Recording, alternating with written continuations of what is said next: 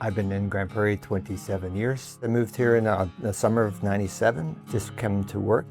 Alberta seemed to be where everybody was heading. When I moved here, there was 30,000 people. The only thing on the west side of town was the Staples. I live on Saskatoon Mountain, just south of the new plant. We carved this residence out of the side of the hill here 25 years ago and been working on it ever since.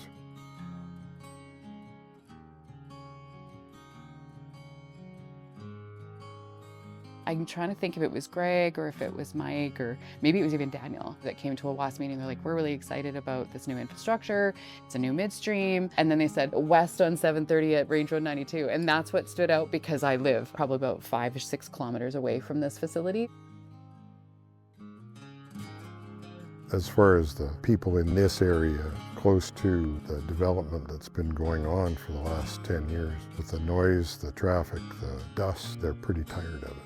As a landowner, I was like, wait a minute, what's that going to look like in terms of more people coming past my house and all that kind of stuff? And then from an economic development perspective, I was like, cool, you know, we need more infrastructure. Here's another piece to that puzzle. Once a project starts operations, the focus, the funding, that all seems to go elsewhere. Kind of like the oil industry in general. All the revenue that comes out of the ground here goes to Calgary to build hockey rinks or freeways or something else, right? We're really pleased to be able to partner with CSV on this community-based organization. They have created a fund with NAF that allows them to donate a portion of the revenue each year that is intended to serve the Albright area. People that are representing that area, saying what the specific needs are. Then we're going to match those needs with the dollars that CSV has provided. And this is their way of making sure that there's shared value created in those communities. There's always needs within an area, roads or water wells or whatever. There's always a chance to benefit the community by addressing those needs.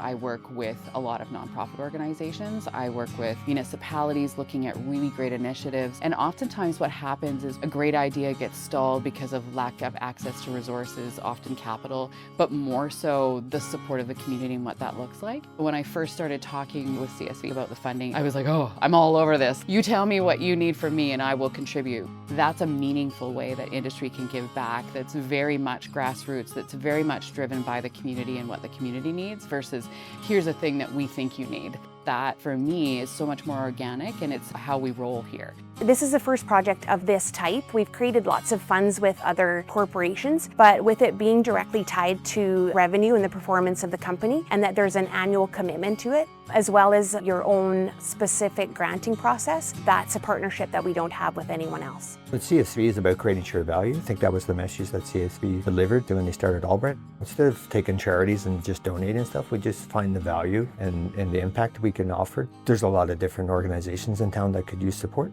I think that's what drives Grand Prairie. There's a lot of things you can do yourself, but there's a lot you can be a part of at the same time.